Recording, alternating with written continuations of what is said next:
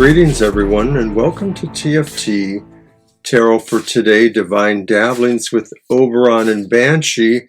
But this is me, Oberon, with Goth Tarot.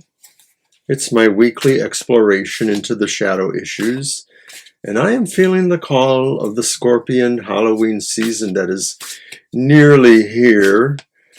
A little more than a week, almost 2 weeks maybe. But let's get on with it. So I examined the dark musings, philosophies, mysticism connected with being Gothic, emo-minded. And I do that with a layered reading using a number of decks. So we start off with what I call the dark design. What is the overall focus for the week in terms of the darkness we're trying to appreciate? And I'm using the Murder of the Crows Tarot.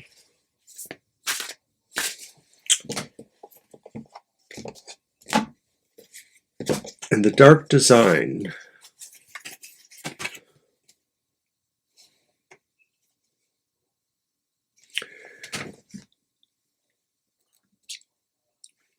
It's the reversed Knight of Cups.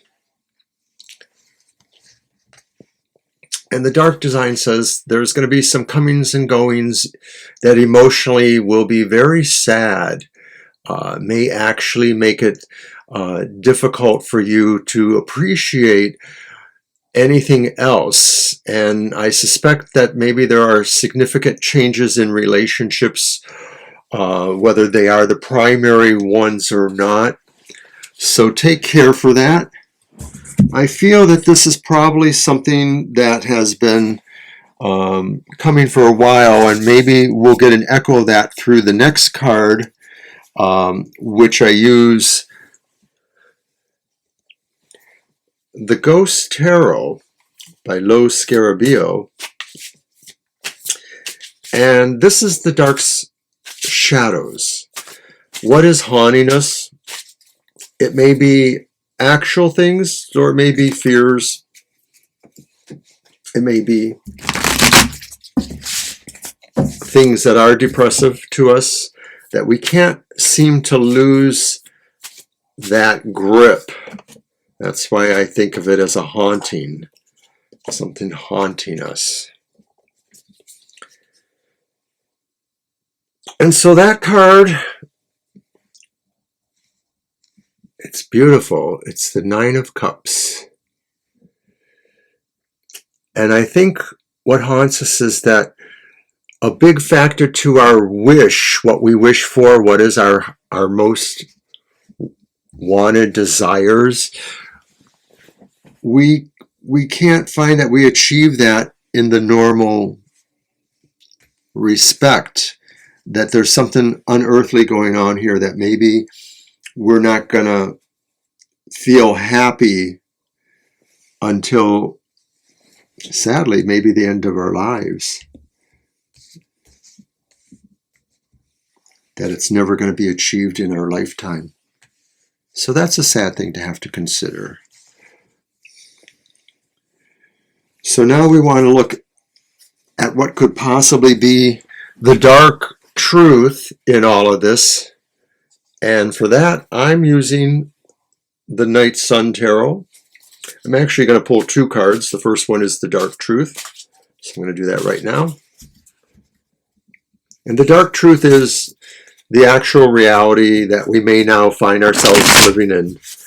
We've realized that there's a significant change or unhappiness coming to us in our relationship. That's that first card.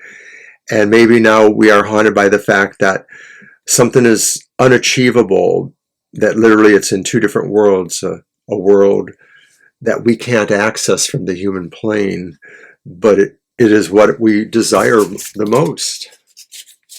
So now the dark truth is, what is really the truth in this matter? What is the reality you have to accept now, despite what you wish for, what you feel is haunting you? Maybe it's not really that. That card jumped out at me. I'm going to grab that one. It did jump out at me. I swear it did. It's the Eight of Swords reversed. So the dark truth is of course, as oftentimes is, we're holding ourselves back. We're letting others dictate the terms of our engagements with us, or we're finding ourselves very reluctant to go ahead with what our own desires or feelings are about.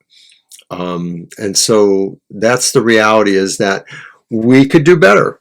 We could just really try to stop letting things limit us or inhibit us or contain us. So then what is the dark sacrifice, though? What may we have to bear or have to actually make a sacrifice for? And it's the Ace of Cups, which is kind of ironic. It may be that there's a sense of real heartfelt happiness that we should let go. And I'm wondering if it's connected to the idea that we're haunted by the fact that we seem to be separated from what we really want. We're separated by some chasm, whether it's the living and the dead or something more metaphoric there. We can't have that. That's what haunts us in our feelings. And maybe we need to let this idea go that we can have that.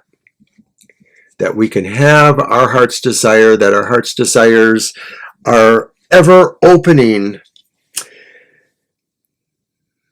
No. So that's the dark sacrifice. And as I always would say after hearing that sucks. Nothing too pithy about that. It just plainly sucks. It is a dark spiral that sucks away at our vitality and energy, drains our will to try to overcome these things.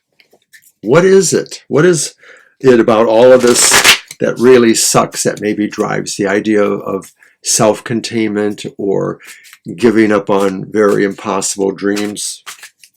For that, I use the Vampire Tarot to see what it is that drains us. What is that thing that causes such a great suckage?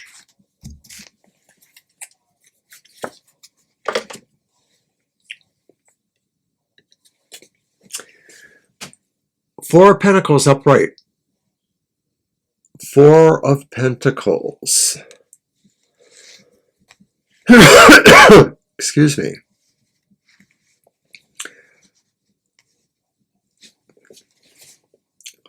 We are overly committed to our financial life, our material life. This is a card saying that we have possibly become a little bit too complacent, too used to comforts and things, and we just sort of expect them. You know, like the vampire looking at these two women here. He has more than enough. Do we have enough? Do we find that we desire more than we really need to have? Should we give up the idea that endless acquisition or hoarding is the answer? It's probably what we need to sacrifice and give up. All right then, so let's finish this puppy, as they say. And boy, this was a pretty quick read here, eh? That's good. I have a nice announcement I can make at the end. So I'm using the Crow's Magic Tarot. We started with the Murder of Crows, and now for our dark gift, the thing that is an intuition, an insight, an ability, something we have that is a gift that we can use to maybe help us in this situation, to help us with these problems, these feelings of containment and making sacrifices that submit to our literal heart's desires. What is the dark gift? The dark gift. The Two of Cups, but it's reversed. And it says partner, it says nexus. So I'm going to suggest that maybe this is a little bit more of a metaphoric kind of idea here with that. That it's not so much saying, oh, you have your gift is your bad relationship or the ending of your relationship, but maybe it's the idea that you can stand alone without a partner. You can be your own nexus. You don't have to plug into somebody else's nexus. You can create your own nexus. That's what I get from this card. Your dark gift is looking deeply into that dark self of yours and pulling up your goth big boy panties, big girl panties, and saying, I can do this. I can move out of my containment. I can give up hopeless love thoughts or dreams. I can move towards a better conclusion. I can create a better relationship with what my desires in terms of prosperity are. I can do this. We can. We can be our own nexus. We can be our own best partner. So that's it for Goth Tarot for this week. And stay tuned. I'm going to do a brief, but not too brief, unboxing of the Vlad Dracula Tarot right after this. And of course, I'm going to use it for a Frightening Fridays. That's right. I am doing a short October Fridays, Frightening Fridays. It's going to be great. My first one is in 2 days on this Friday, the 7th, and I'm going to use the Horror Tarot to give us a card for the day. So stay tuned for my unboxing, and thank you for watching today. Bye now.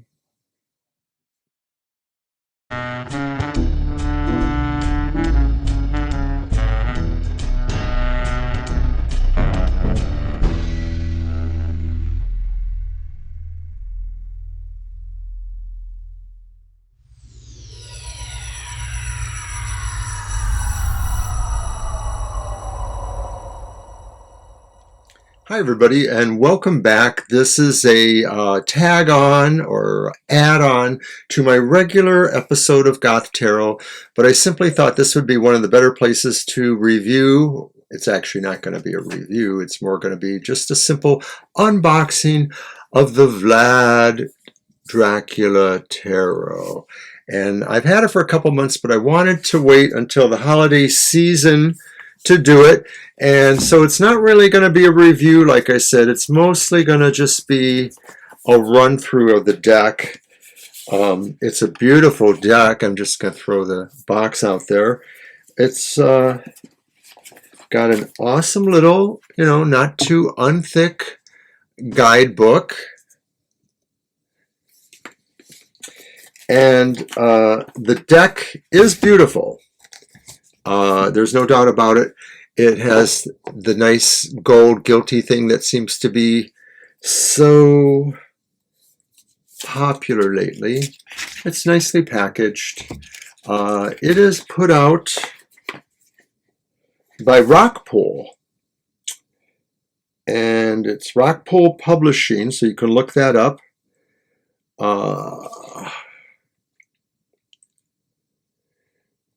It says that the factual and divinatory text is by Travis McHenry, who's the author of the Occult Tarot and Angel Tarot. And the 78 original cards were drawn by the Russian artist Nikita Vinimin. And here's the thing that's so lovely about this deck, is if you're a connoisseur of Vlad Drac Cool, is that they're all done in a woodcut design that represents that time period when actually a number of the stories, legends, historical facts about Vlad were actually given to us this way through the woodcuts of his exploits, infamous or notorious. So anyways, without further delay, I'm going to run through the cards and show them all. Maybe say what some of the meanings are or explain them a little bit. So let's do that. So our first card is the Fool. And it says the peasant and his wife. And of course the wife is not faring as well as the peasant. 2, the Magician. And it's Vlad about to do what he does, sort of in the place of the actual magician. He's wielding all the tools. The High Priestess, Vlad's Transylvanian princess. And there's no name given here, but historically I think some of us probably have heard who that is. By the way, I do like the backs too, the nice red texture back. The Empress. Let the world see where I have been. Boy, I need new glasses or brighter light here, and it's kind of bright enough. And it's somebody who looks like they've been disemboweled. The Emperor, Mehmed the Conqueror. So I know this is a Turkish person that he probably had great enmity for because he hated the Turks and he felt it was his Christian mission to destroy them. The Hierophant, Pope Pius II, who obviously played a role in some of these exploits. The Lovers, Vlad and his wife. Note the arrowmen behind there. And the woodcut is very, or style is very similar to actual wood cutting. So I really do appreciate that. Nice border that looks like the kind of, stonework or work on columns or things. This is the Chariot. Vlad's spring repelling the Turks. Does that say spring? Army, sorry. My goodness. Gonna have to get better glasses to do this. Strength. Your whole being belongs to hell. And of course, he's doing the boot stomping on the face. Sort of a sinister reinterpretation of the woman with the lion in most strength cards. The Hermit. Vlad imprisoned in Visegrad. And of course, Vlad did spend a number of years on more than one occasion being imprisoned by either somebody else in his family or some other, situation that was going on there. The Wheel of Fortune. Oh, these suffered according to their deeds. And of course, it is a sinister Wheel of Fortune. Wheels were used in forms of torture to stretch or strain body parts to basically provoke confessions. But I think that with Vlad, it was just a way of getting to the end game. He just was really cruel. Justice. Vlad as Pontius Pilate, judging Christ. Now, I don't know if that's something historical, like he was in a play, or if it's an allegory. Probably it's an allegory. I don't know. It's kind of, like I said, a little sinister. The Hanged Man. The wages of truth in Wallachia. And an animal is even impaled because, of course, sometimes in these dim days, animals were taken to court and were tried for their perceived offenses.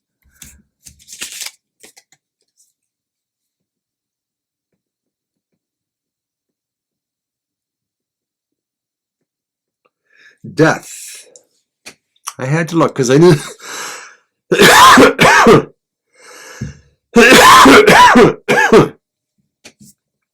That was Vlad's head there. It says Vlad's beheading. I can't read the last word. What a shame. I'm sorry. I'm going to bring my light closer, see if that could help at all. I'm hearing a Rolling Stones song. If you're interested, it's called Mother's Little Helper. What a drag it is getting old. Well, it seems like there's more light. So what was that?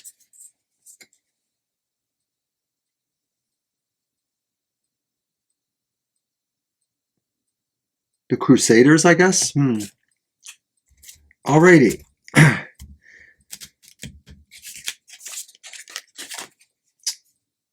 Temperance. A slow execution. Wow.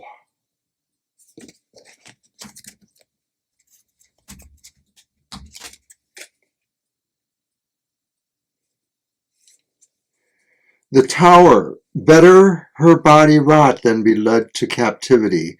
And of course, I don't know if this is truly factual, but I know in one of the authentic, Bram Stoker movies, the princess or woman he loved threw herself out of a tower. The Star. Watching blood thou gave him courage. Flow. Watching blood flow gave him courage. Well, a very sinister take on the Star.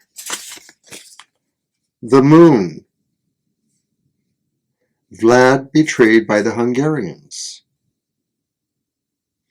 And of course, Moon does talk about deceptions, finding out about them, or the revelations. The Sun. Vlad and Radu released from captivity. And Radu is Vlad's younger brother, I believe. And I believe in their history together, tables turned back and forth with these guys. The World. Vlad Dracula anointed as Vivod. And I know that means the Impaler, I guess. I think it was just a title or a term. Not totally sure about that, but it was a title.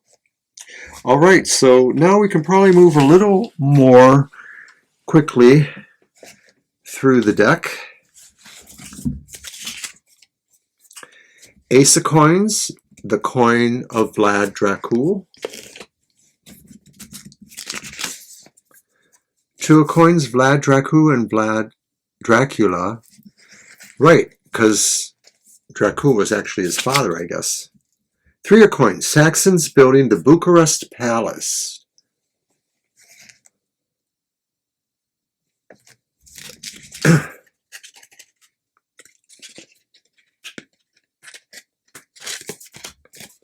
Four of Coins, Vlad paying tribute to the Ottomans. Five of Coins, Vlad attacking foraging Ottoman soldiers. Six of Coins, wealthy Saxon merchants of Transylvania. Seven of Coins, beggars forced to build Castle Dracula. Eight of Coins, I have found an extra ducat. In other words, it was a tax, I guess. Nine of Coins, a farmer must cut the weeds and roots. So this one seems to be a little bit more allegorical, perhaps, because normally it's talking about somebody who lives alone, but my sense here is that this was tribute, this was taxes to Vlad. Ten of Coins, Vlad's hidden treasure. Page of Coins, Vlad the monk, Vlad Dracula's brother. I think he had three brothers. I'm not totally sure about that. Knight of Coins, Minea the Rad, Vlad's oldest son. Probably a chip off the old block or stake. Queen of Coins, Justiana Siligi, I can't say that. Vlad's second wife. It's a Slavic or, you know, one of those languages. The kind that I can't read or pronounce. King of Coins, Dan III, forced to dig his own grave. Ace of Cups, Vlad's golden chalice. Two of Cups, Vlad's promises to Hungary and Turkey. Three of Cups, Vlad and the Benedictine monks. Are these the ones he nailed their hammers to their head? I don't remember. That was Muslims, I think, Turks. The Beggar's Feast is the Four of Cups. Five of Cups. Oh, he poisoned them. No one will be poor in my realm. So that's the first instance where maybe there was a continuity between the two direct cards. Six of Cups. Romanians honoring Vlad Dracula.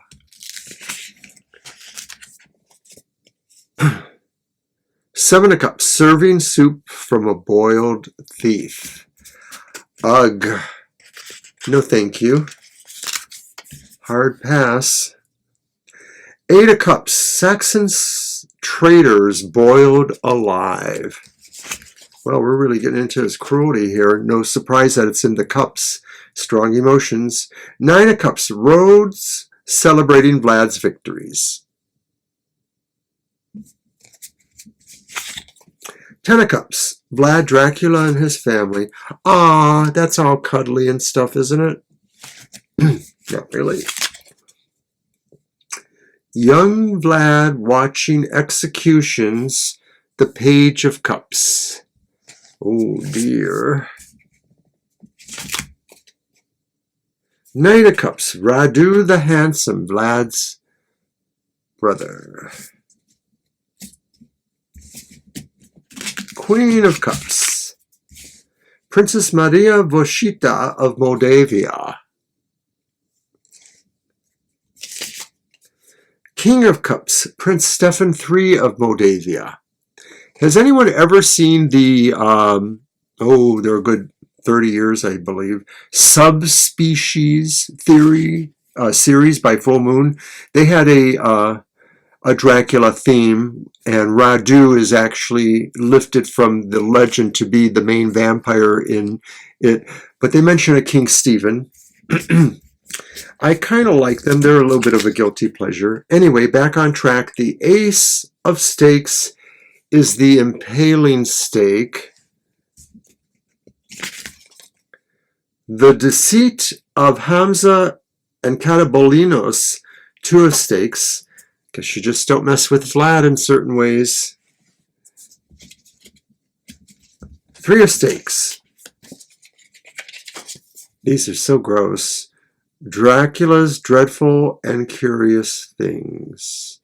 And what a horrifying way to die, to be slowly impaled through your rectum and up into your body, just by the weight of your body. Ugh. It's making me queasy thinking about it. Four stakes, the courtyard of Targoviste Palace. Ready for more killing. Five of stakes, Wallachians fighting the Ottomans. Six of stakes, the forest of the impaled.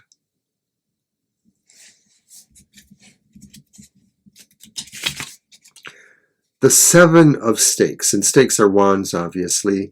He placed their parts on stakes. Oh my goodness. Eight of stakes. Arrows drove the Turks to their ships.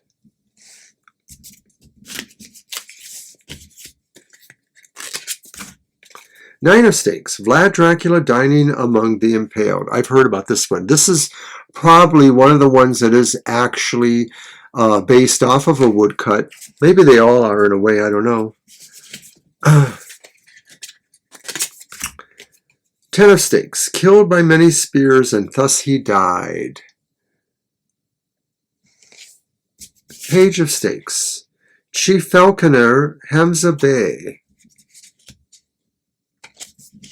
Knight of Stakes, Vivod Basareb III. Not sure who that is, really. Historical.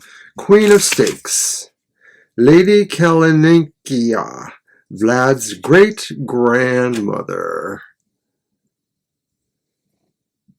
Kalanikia. King of Stakes, Emperor Sigismund. Ace of Swords, the Ottoman Kiliji. Ooh. Two of Swords, cutting the ears off a Turkish slave. Here's the one I've heard about many times coming up. The Three of Swords, the nailing of the turbans. They wouldn't take off their turbans to him in a salute, so he said, I'll make sure you never have to worry about taking them off again, and he nailed them to their heads. The Four Swords, Tomb of Vlad Dracula. The Five of Swords, Radu attacking Ponary Castle. Ponary. Six of Swords, Wallachians crossing the frozen Danube River. Seven of Swords, Vlad's narrow escape. That's kind of cool for the Seven of Swords. Eight of Swords, Vlad led to Hungarian captivity. Now, of course, the Eight of Swords can indicate a couple things, that sometimes our captivity is self-imposed. I'd have to read about his Hungarian captivity to understand that one. The Nine of Swords, Radu the Handsome and Sultan Mehmed.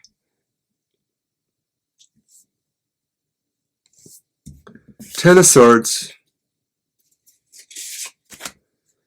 Michael Sileji, sewn in half, sawed in half. Wow.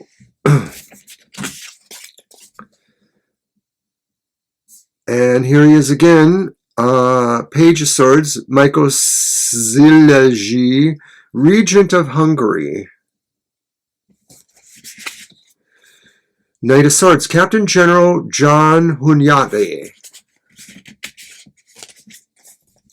Queen of Swords, Queen Mother Elizabeth Sileji.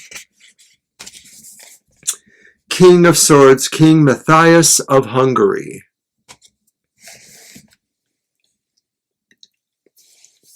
So that's it. That was the fabulous Vlad Dracula.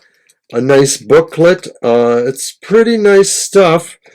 All I can say is I probably hope I did a little justice by at least lingering on it.